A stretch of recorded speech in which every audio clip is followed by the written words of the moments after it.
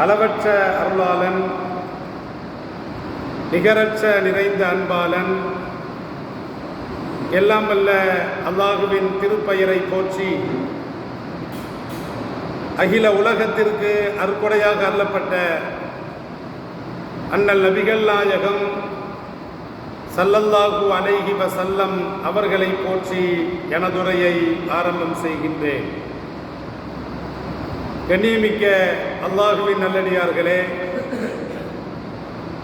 இன்றைய தினம் என்பது ரபீஉல் அவ்வல் 12ஆம் நாளாக இருக்கிறது. ஸல்லல்லாஹு அலைஹி வஸல்லம் அவர்கள் பிறந்த தினமாக, மீலாடி நபியாக இன்றைய தினம் நாடு முழுவதும் உலகம் முழுவதும் கொண்டாடப்பட்டு வருவதை நாம் கண்கூடாக பார்க்கிறோம். மேலும் இன்றைய தினம் என்பது செப்டம்பர் 5 ஆசிரியர் தினம்.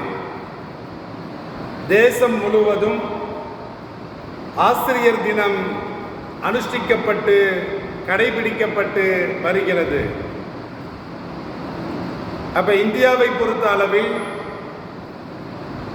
இன்றைய தினம் என்பது ஒன்று மீலாது தினமாகவும், இரண்டாவது செப்டம்பர் 5 ஆசிரியர் தினமாகவும் 2 தினங்களாக இன்று நாடு முழுவதும் கொண்டாடப்பட்டு கடைபிடிக்கப்பட்டு வருவதை நாம் கண்கூடாக பார்த்து கொண்டு வருகிறோம். அப்ப ஆசிரியர் தினம் என்ற அந்த சிறப்பு மீலாது தினத்தில் வந்ததின் மூலமாக அந்த ஆசிரியர் தினம் என்பது இன்றைய தினத்தில் ஒரு சிறப்பை அடைகிறது. மீலாது தினத்தை வைத்து ஆசிரியர் தினம் சிறப்படைகிறதே தவிர, ஆசிரியர் தினத்தன்று, இன்றைய தினத்தன்று மீலாது நபி, மீலாது தினம் வருவதின் மூலமாக மீலாது சிறப்படையவில்லை. மீலாதை வைத்து ஆசிரியர் தினம் சிறப்பை அடைகிறது. கண்ணியமிக்கவர்களே, நபி ஸல்லல்லாஹு அலைஹி வஸல்லம் அவர்கள்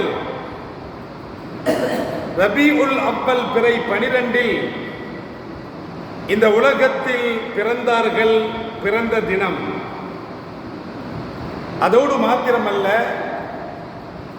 நபி ஸல்லல்லாஹு அலைஹி வஸல்லம் அவர்கள் தான் ஏன் நபியாக அனுப்பப்பட்டோம் என்பதை ஒரு இடத்திலே சொல்லி காட்டுகின்ற பொழுது ஸல்லல்லாஹு அலைஹி வஸல்லம் அவர்கள் இப்படி சொல்லி காட்டுவார்கள்: இன்னமா புஇஸ்து முஅல்லிமன்,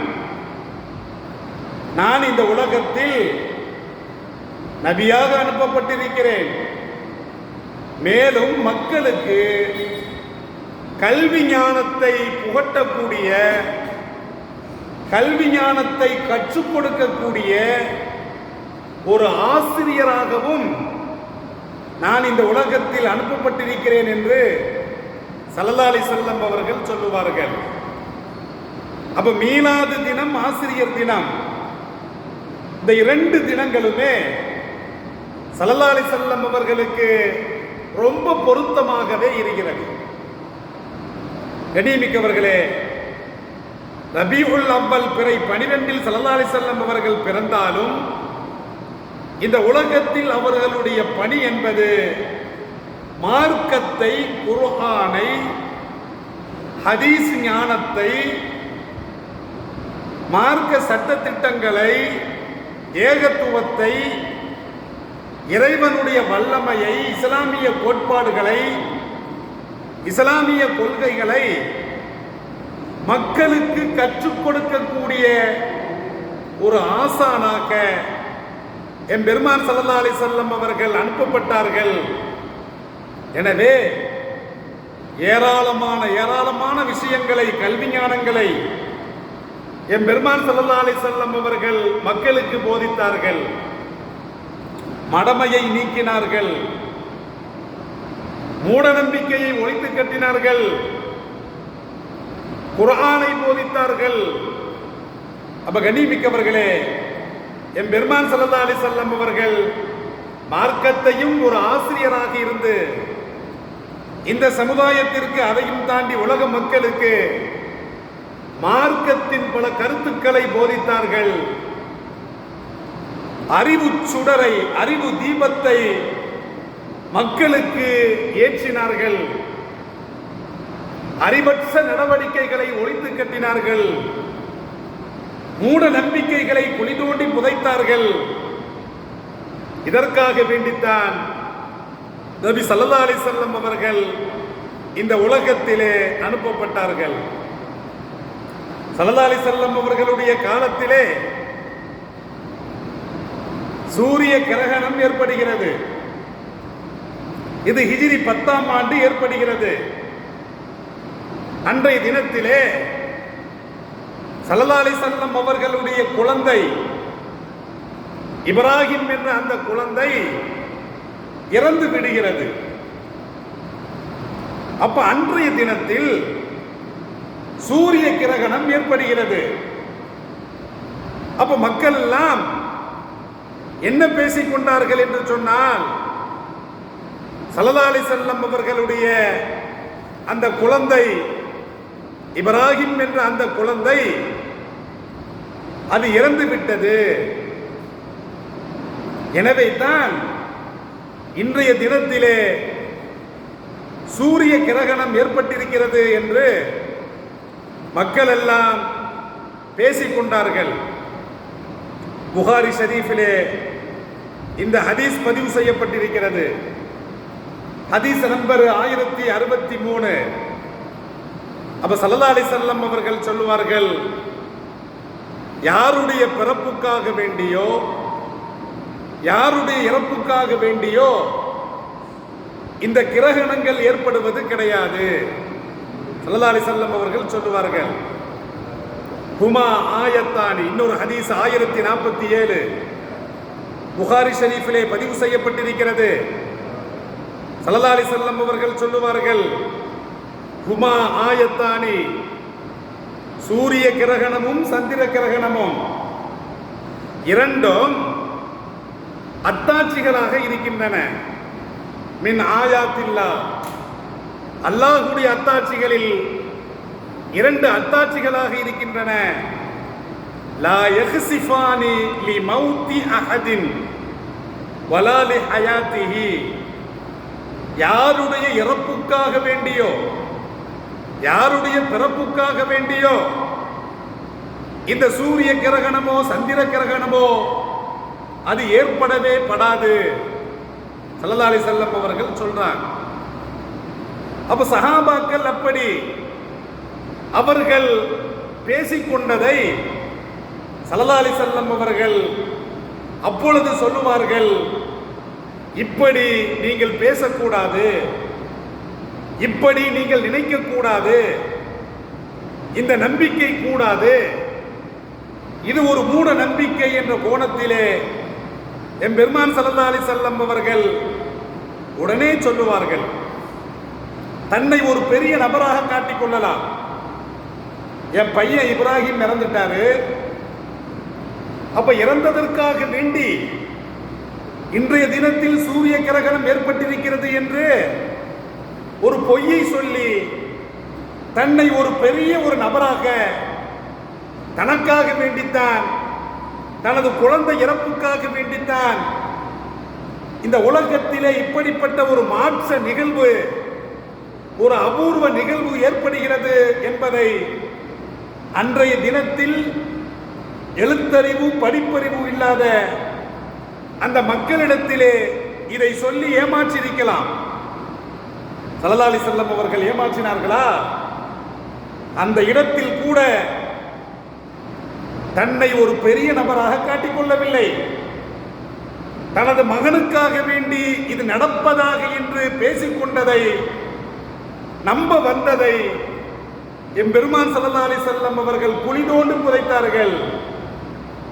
ஒரு நபியின் இறப்புக்கோ, ஒரு நபியின் பிறப்புக்கோ, ஒரு நபியினுடைய குழந்தை இறப்புக்கோ, ஒரு நபியினுடைய குழந்தை பிறப்புக்கோ சூரிய கிரகணமோ சந்திர கிரகணமோ அது ஏற்படாது என்பதை எம்பெருமான் ஸல்லல்லாஹு அலைஹி வஸல்லம் அவர்கள் அந்த மூட நம்பிக்கையை ஒழித்து கட்டினார்கள்.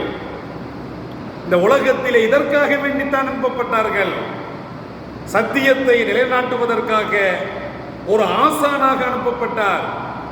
அசத்தியத்தை ஒழிப்பதற்காக, மூட நம்பிக்கையை குழி தோண்டி புதைப்பதற்காக ஸல்லல்லாஹு அலைஹி வஸல்லம் அவர்கள் இந்த உலகத்திலே அனுப்பப்பட்டார்கள் என்று சொன்னால் நிச்சயமாக இது மிகையாகாது. கண்ணியமிக்கவர்களே, ஸல்லல்லாஹு அலைஹி வஸல்லம் அவர்களுடைய காலத்தில் ஒரே ஒரு தடவை சூரிய கிரகணம் ஏற்பட்டிருக்கிறது. இன்னைக்கு தேதி 5/9, நாளை மறுதினம் 7/9 ஞாயிற்றுக்கிழமை இரவு 9:57க்கு என்ன கிரகணம் ஏற்படுகிறது? முழு சந்திர கிரகணம் ஏற்பட இருக்கிறது. நாளை மறுதினம் முழு சந்திர கிரகணம் ஏற்பட இருக்கிறது. அப்ப அந்த சந்திர கிரகணம் ஏற்படுகின்ற பொழுது சகோதர சமுதாயத்தை சார்ந்தவர்கள் இப்பொழுதே அவர்கள் கோவில்களிலே அறிவிப்பை ஒட்டிவிட்டார்கள். என்ன அறிவிப்பு ஓட்டினாங்கன்னா, சந்திர கிரகணம் ஏற்படுகின்ற பொழுது கோயில்களுடைய நடைகள் சாத்தப்படும், யாரும் கோயிலுக்கு கடவுளை வணங்க வரக்கூடாது. என்னை மிக்கவரை சேர்த்து பாருங்கள், சந்திர கிரகணம் அன்று ஏற்படுகின்ற அந்த நேரத்தில் கோயில்களுடைய நடைகள் சாத்தப்படும், யாரும் கோயிலுக்கு வரக்கூடாது, யாரும் கடவுளை பூஜை செய்யக்கூடாது என்று எல்லா சமுதாய மக்களும் அவர்கள் சொல்லுகின்ற பொழுது இதற்கு மாற்றமான ஒரு புரட்சிகரமான கருத்தை எம்பெருமான் ஸல்லல்லாஹு அலைஹி வஸல்லம் அவர்கள் சொல்லுவார்கள். அப்படி என்ன புரட்சிகரமான கருத்தை எம்பெருமான் ஸல்லல்லாஹு அலைஹி வஸல்லம் அவர்கள் சொல்லுவார்கள்? ஸல்லல்லாஹு அலைஹி வஸல்லம் அவர்கள் சொல்லுகின்ற பொழுது, ஃபைதா ரஐதுமூஹா, சூரிய கிரகணமோ சந்திர கிரகணமோ அந்த கிரகணத்தை நீங்கள் கண்டால், ஸல்லல்லாஹு அலைஹி வஸல்லம் அவர்கள் என்ன சொல்றாங்க தெரியுமா? ஃபஃப்ரஹு இல ஸலாத்தி, தொழுகையின் பக்கம், பள்ளிவாசல் பக்கம் விரைந்து செல்லுங்கள். எல்லா சமுதாயமும் கோயில்களையோ சர்ச்சுகளையோ வணக்கத்தலங்களையோ சாத்த சொல்லுகின்ற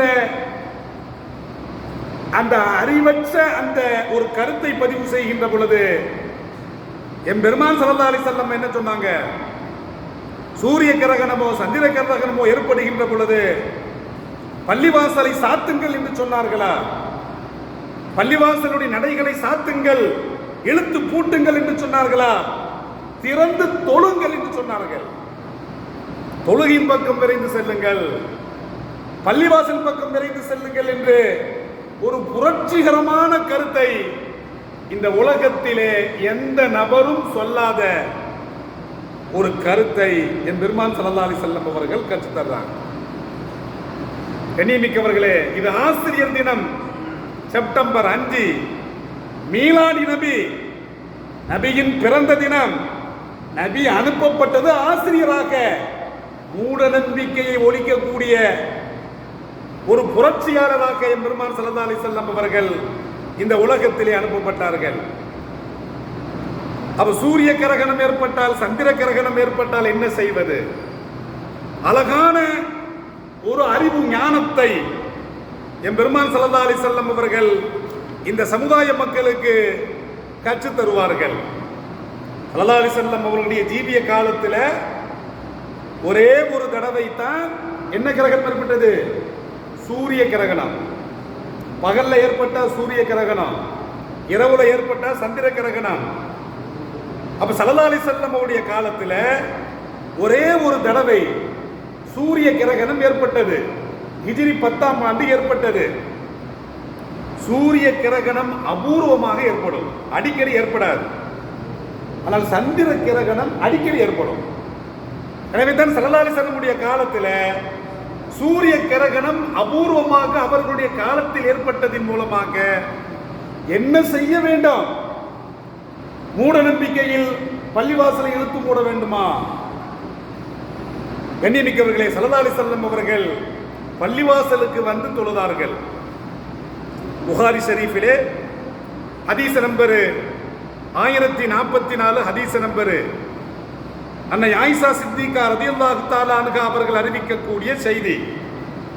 ஸல்லல்லாஹு அலைஹி வஸல்லம் ஜீவிய காலத்தில் ஹிஜ்ரி 10ஆம் ஆண்டு ஸல்லல்லாஹு அலைஹி வஸல்லம் குழந்தை இப்ராஹிம் இறக்கின்ற அந்த சமயத்தில் சூரிய கிரகணம் ஏற்படுகிறது. ஸல்லல்லாஹு அலைஹி வஸல்லம் அவர்கள் பயந்தார்களா? இல்லை. ஸல்லல்லாஹு அலைஹி வஸல்லம் அவர்கள் மக்களை அழைக்க சொன்னார்கள். அதாவது அஸ்ஸலாத்து ஜாமியா, சூரிய கிரகண தொழுகை நடைபெற இருக்கிறது. ஜாமியா, மக்களே கூட்டம் கூட்டமாக வாருங்கள். ஸல்லல்லாஹு அலைஹி வஸல்லம் அவர்கள் ஒருவரை விட்டு பிரகடனப்படுத்த சொன்னார்கள். இந்த ஹதீஸும் புகாரி ஷரீஃபிலே பதிவு செய்யப்பட்டிருக்கிறது. கண்ணியமிக்கவர்களே, தொழுகைக்கான அழைப்பு, பாங்கு சொல்றோம், இகாமத் சொல்றோம், தொழுகைக்கான அழைப்பு இருக்கிறது. ஆனால் பெருநாளுக்கு பாங்கும் கிடையாது, இகாமத்தும் கிடையாது. பெருநாள் தொழுகைக்கு பாங்கும் கிடையாது, இகாமத்தும் கிடையாது. ஐங்கால தொழுகைகளுக்கு அழைப்பு உண்டு. இதே போன்று சூரிய கிரகணத்திற்கு ஸல்லல்லாஹு அலைஹி வஸல்லம் அவர்கள் அழைப்பு விடுத்தார்கள். இந்த செய்தி புகாரி ஷரீஃபிலே பதிவு செய்யப்பட்டிருக்கிறது. அஸ்ஸலாத்து ஜாமியா, நீங்கள் பள்ளிவாசல் பக்கம் விரைந்து வாருங்கள், கூட்டம் கூட்டமாக வாருங்கள், தொழ வாருங்கள் என்று ஸல்லல்லாஹு அலைஹி வஸல்லம் அவர்கள் அழைப்பு கொடுக்கிறாங்க. அப்ப சூரிய கிரகணத்திற்கு ஸல்லல்லாஹு அலைஹி வஸல்லம் என்ன செஞ்சாங்களோ அதைத்தான் சந்திர கிரகணத்துக்கும் கடைபிடிக்க வேண்டும். இதுதான், ஒரு ரெண்டுக்கு ஒன்னே தான், ரெண்டுக்கு வித்தியாசம் கிடையாது. சூரிய கிரகணத்திற்கு ஸல்லல்லாஹு அலைஹி வஸல்லம் அவர்கள் என்ன செஞ்சாங்களோ அதைத்தான் சந்திர கிரகணம் ஏற்பட்டால் என்ன செய்யணும், அதைத்தான் கடைபிடிக்க வேண்டும். அதற்கு ஸல்லல்லாஹு அலைஹி வஸல்லம் அவர்கள் முன்மாதிரியாக திறந்தார்கள். அப்ப ஸல்லல்லாஹு அலைஹி வஸல்லம் அவர்கள் மக்களுக்கு சூரிய கிரகண தொழுகையை தொழ வைக்கிறாங்க, பள்ளிவாசல்ல தொழ வைக்கிறாங்க. சூரிய கிரகண தொழுகை எப்படி தொழுகிறது அப்படின்னா 2 ரக்காத்து. எத்தனை ரக்காத்து? 2 ரக்காத். முதல் ரக்காத்தில் ஸல்லல்லாஹு அலைஹி வஸல்லம் அவர்கள் தக்பீரை கட்டி சூரத்துல் ஃபாத்திஹாவை ஓதுறாங்க, துணை சூறாவை ஓதுறாங்க. ஹதீஸ்ல வருகிறது சூரத்துல் பக்கரா. சூரத்துல் பக்கரா அப்படின்னா 2.5 ஜுஸ் இருக்கும். சூரத்துல் ஃபாத்திஹாவுக்கு அடுத்து 2வது சூரா சூரத்துல் பக்கரா. எத்தனை ஜுஸ் இருக்கும்? 2.5 ஜுஸ், 2 ஜுஸ் நெருங்கிரும். அதை ஓதி முடிப்பதற்கு நிறுத்தி நிதானமா தொழுகையில கிராத்தா ஓதுனோம்னா எப்படி ஆகும்? 2 மணி நேரம் 3 மணி நேரம் ஆகும். எத்தனை மணி ஆகும்? வேகமா ஓதுனா 1 மணி நேரம், நிறுத்தி நிதானமா ஓதுனா 2.5 மணி நேரம் 3 மணி நேரம் ஆகும். ஸல்லல்லாஹு அலைஹி வஸல்லம் அவர்கள் அந்த அளவுக்கு பெரிய சூறாவை ஓதினார்கள். ஹதீஸ்ல வருகிறது. தக்பீர் கட்டுறாங்களா, சூரத்துல் ஃபாத்திஹா ஓதுறாங்க. பக்கரா அளவுக்கு நீளமான சூறாவை ஸல்லல்லாஹு அலைஹி வஸல்லம் அவர்கள் ஓதுறாங்க. ஓதி முடிச்ச பிறகு ருக்குவுக்கு போயிருந்தாங்க. ருக்குவுக்கு போனாங்கன்னா ருக்குவை மிக நீளமாக அவர்கள் ஸல்லல்லாஹு அலைஹி வஸல்லம் அவர்கள் ருக்கு செஞ்சாங்க. நீளமான ருக்குவிலிருந்து எந்திரிச்சாங்க.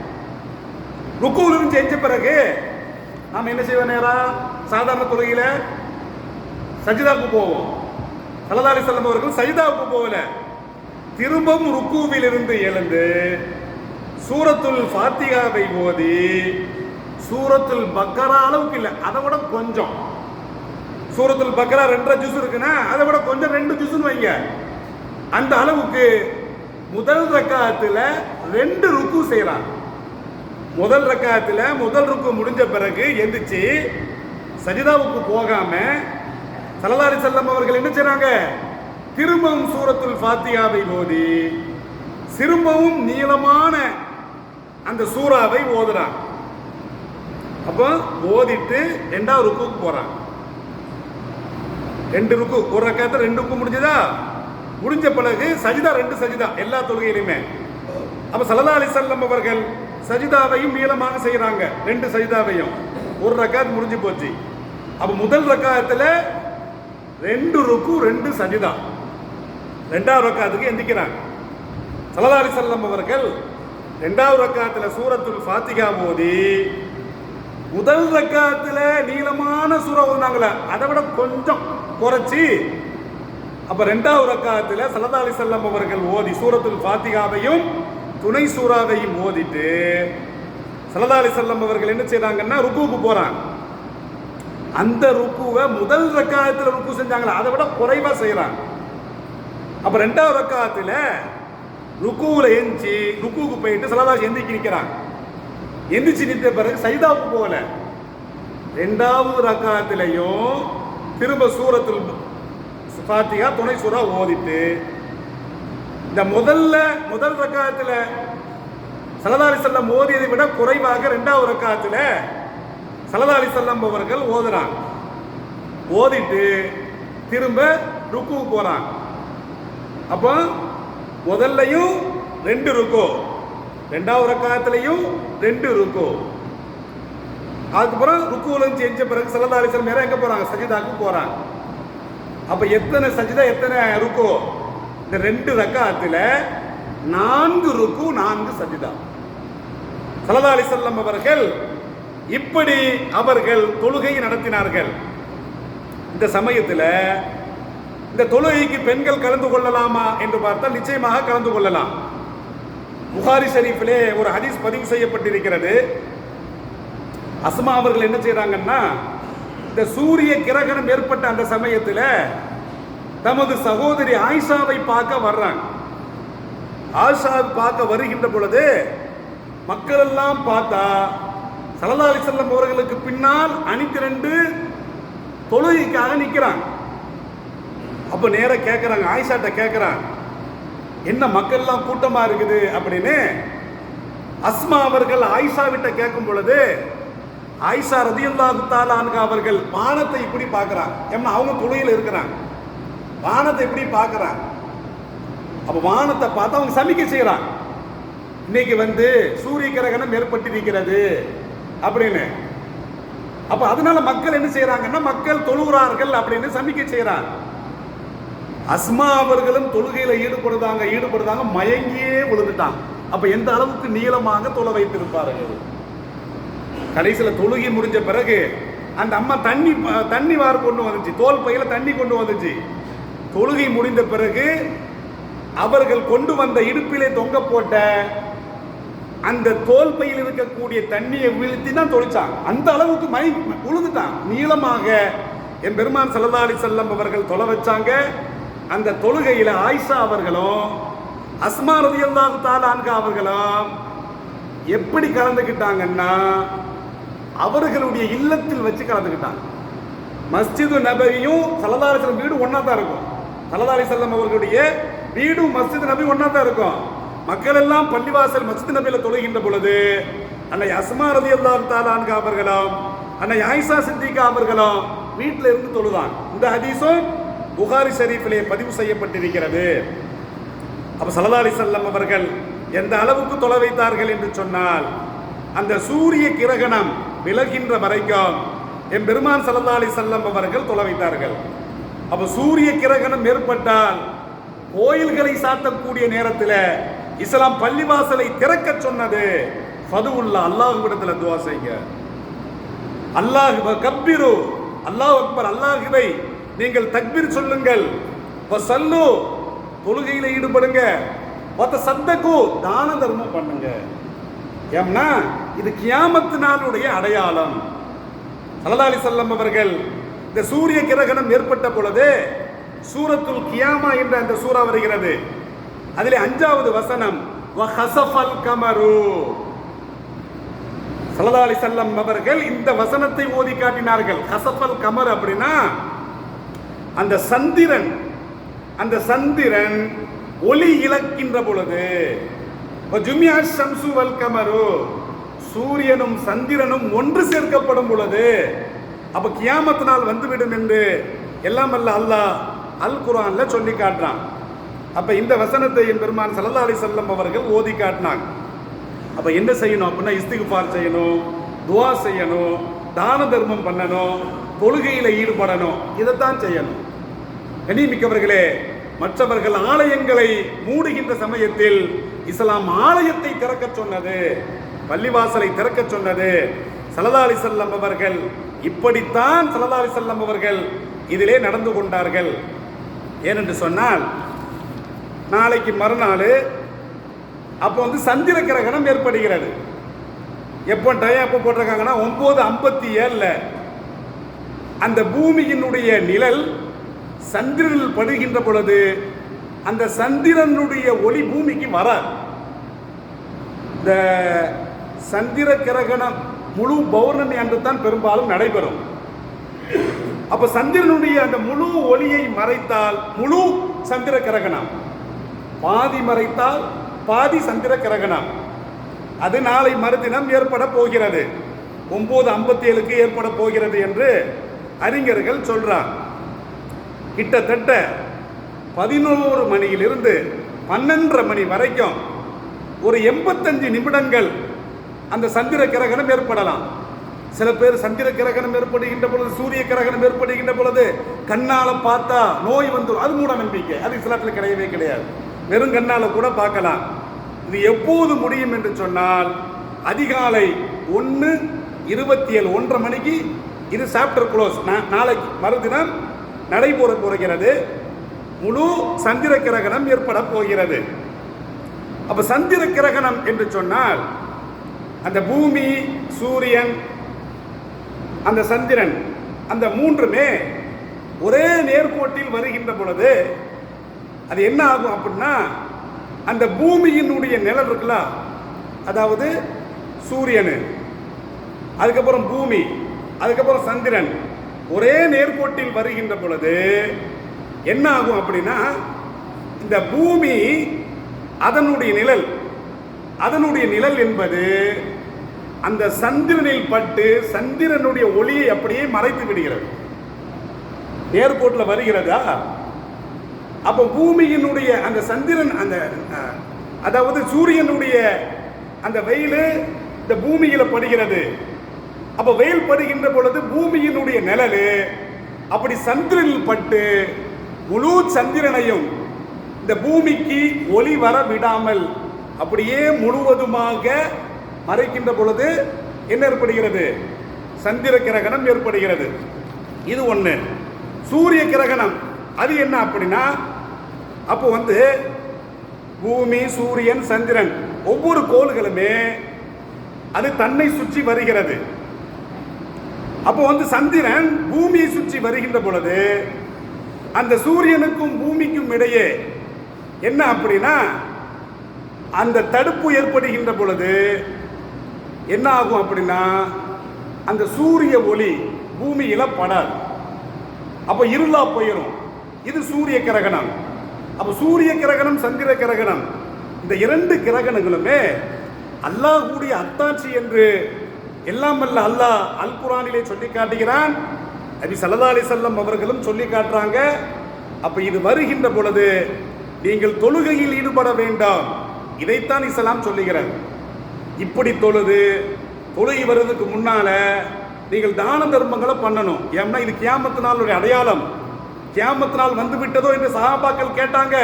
ஸல்லல்லாஹு அலைஹி வஸல்லம் அவர்கள் சொல்றாங்க, இதன் மூலமாக அல்லாஹ் உங்களை பயமுறுத்துகிறான். அது செயல்படாம இருந்துச்சுன்னா கியாமத் நாள் தான்.